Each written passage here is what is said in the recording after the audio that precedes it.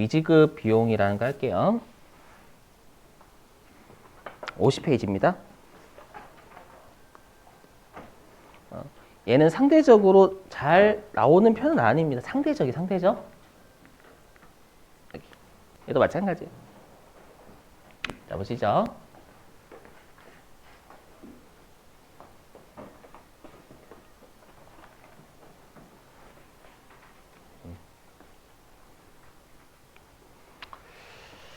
자, 미지급 비용.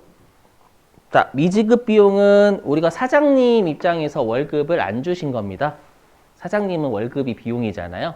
그죠? 사장님이 월급을 안 주시면 월급을 주셔야 되니까 주셔야 된다라는 의무죠. 의무. 빚. 그래서 미지급 비용은 부채입니다. 그럼 우리가 미지급 들어가는 계정 과목 중에 또 부채인해가 두 가지 있었죠. 오늘 하나 또 배웠잖아요. 미지급 금. 맞죠? 미지급 세금 아까. 전부 다 부채예요. 미지급 들어가면 무조건요. 나중에 하나 더 배우시게 미지급 들어가는데 부채인 애들 자본 동네에서요. 자, 여기 사례 보시죠. 그리고 이 질문 좀 많이 봐요. 어떤 질문 많이 받냐면 선생님 그 미지급금하고요. 미지급 비용의 차이는 뭔가요? 또는 미수금하고 미수수익의 차이는 뭐예요? 없어요. 방금 표정이 저 때리실 표정이었네 방금. 없어요. 차이. 근데 실제 업무상 실제 우리 시험은 우리 시험도 그렇고요. 실제 업무에서는 어떻게 하냐면 단기 중에는 미수금, 미지급금 써요. 게다가 12월 31일 결산이 될 때만 미수수익, 미지급 비용 쓰는 거예요. 이해되세요? 무슨 말인지? 결산일 때만 미수금, 미수수익, 미지급 비용 적는 거고 단기 중에는 미수금, 미지급 써요. 그 차이밖에 없어요. 그 차이. 그러니까 뜻의 차이는 별로 없어요. 뜻의 차이는. 알죠? 단지 날짜, 어느 날짜로 처리할 거냐 그것만 다른 거예요. 자, 사례 보시죠. 여기. 자, 2023년 6월 1일 은행에서 현금 120원을 차입했, 돈 빌렸어요. 자, 돈 빌렸는데 차입 기간은 보시면 2023년 6월 1일부터 2024년 5월 31일까지니까 또 1년치 여러분들 돈을 빌린 거예요. 자, 그러면 돈을 빌린 날은 23년 6월 1일이고요. 실제 이자를 내는 날은 1년이 지난 2024년 5월 30일 날 이자를 내요. 그죠? 자, 근데 계속 말씀드리지만 12월 31일 날 손익계산서나 재무상태표와 같은 재무제표를 작성해 줘야 되고요. 그럼 그들한테 정확하게 우리 회사의 이자 비용이 7개월치다라는 걸 보고를 해줘야 돼요. 그래서 발생주의 쓰는 거예요. 즉, 은행에서 돈 빌린 지 7개월이라는 시간이 지났기 때문에요. 7개월의 이자를 줄 사람이 됐어요. 주주님들 이렇게 보고해 줘야 된다라는 거예요. 내 돈 투자한 사람이잖아, 나한테.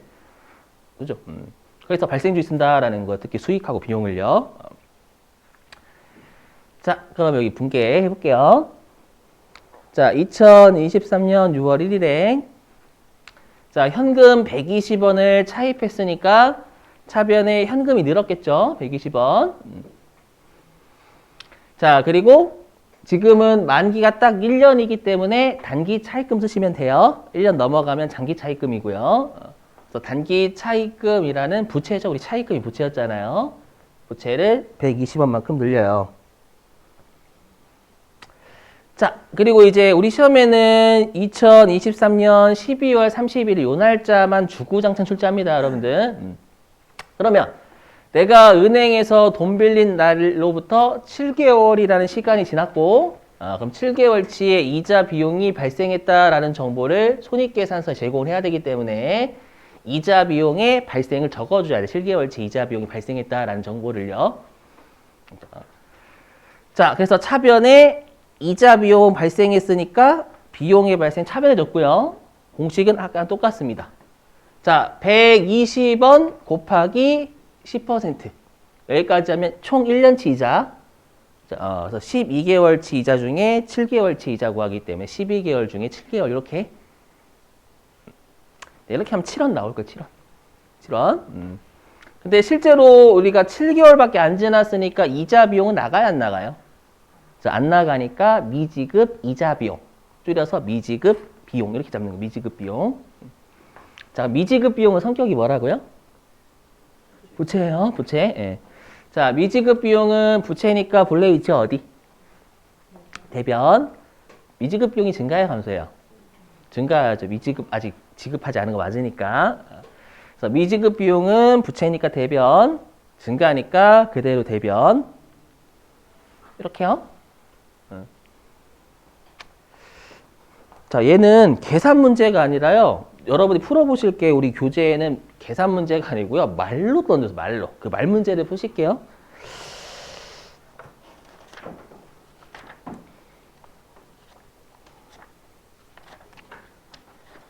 자, 교재는요. 384. 384페이지.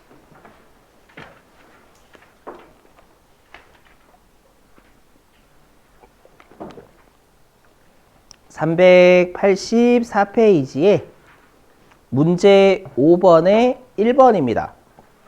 384페이지 문제 5번에 1번.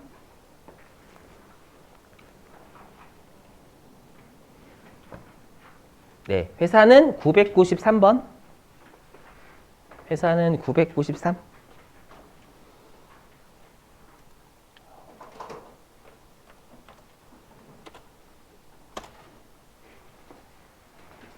네, 문제 5번에 1인데 요게 말 문제가 더 어려워요, 여러분들. 그 숫자로 던져줄 때보다.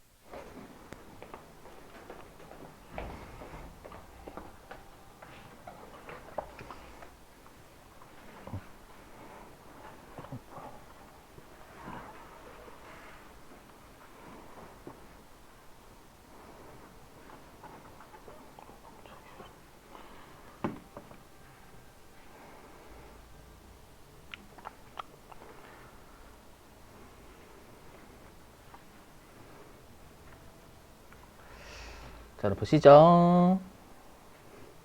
요게 뭘까요? 단기 차입금. 내가 돈 빌린 게 있다라는 거죠. 얼마인지 몰라요, 지금요. 그게 있는데, 미지급 이자 15만 원을 계상하다. 이게 무슨 말이에요, 갑자기? 그러니까 이거예요. 내가 올해 연도말 입장 있잖아요. 올해 연도말 입장에서 이자 비용이 15만 원이 발생했는데, 아직 지급 기간이 도래하지 않아서 지급하지 않은 이자 비용이 15만 원이 있다 그 뜻이에요. 조선말 이해되시겠어요? 무슨 말인지 한국말? 어려우죠. 다시 한번. 자, 미지급 이자니까 우리가 아직 이자는 안 나갔다라는 거예요. 돈 빌렸으니까 이자 비용이잖아요. 그러니까 아직 이자는 안 나가지만 12월 30일이면 주주한테 보고해줘야 돼요. 그렇죠? 아직 이자는 안 나갔지만 돈을 빌렸기 때문에 시간이 지난 것만큼 이자 비용이 15만 원 발생은 했어요. 라는 정보 제공하세요. 이 말이에요.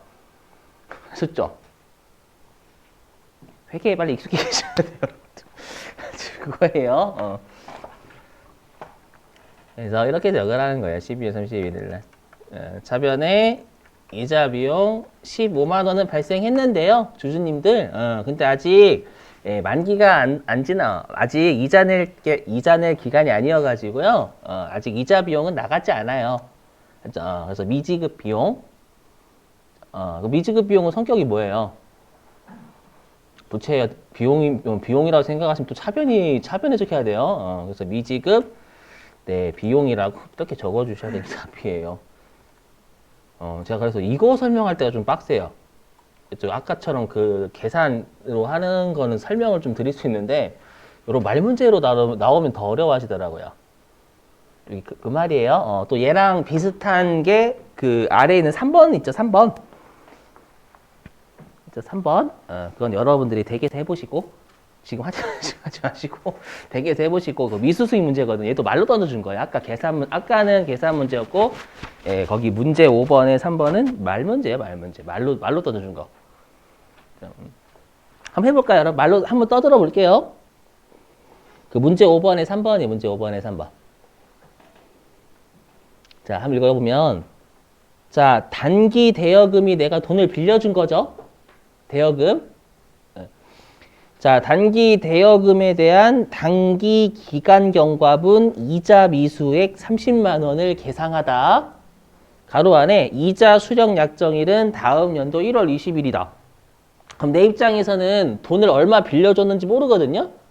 얼마 빌려줬는지 모르는데 이자를 받기로 한 날은 다음 연도 1월 20일 날 받기로 했다. 그럼 올해 연도 말 입장에서는 돈이 들어와야 안 들어와요? 이자가. 안 들어오죠. 그럼 수익이 아닌 거예요, 회계에서? 맞아요.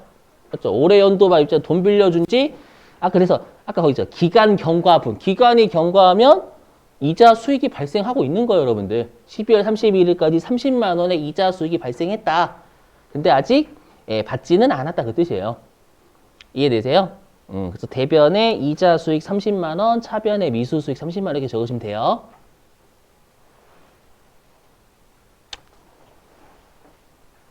대변에 이자 수익 30만 원 발생했으니까 적어야 되잖아요, 여러분들. 표정이 안 좋으신데?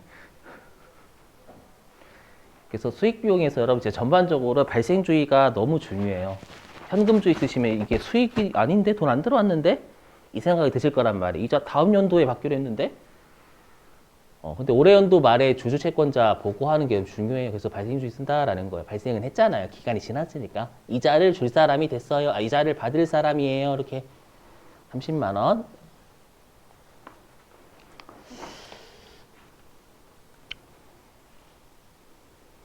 자, 이제 재고자산 들어갈게요. 재고자산 계정 과목 밑줄 쳐야죠, 여러분들. 맞다. 자, 계정 과목 밑줄 치고요.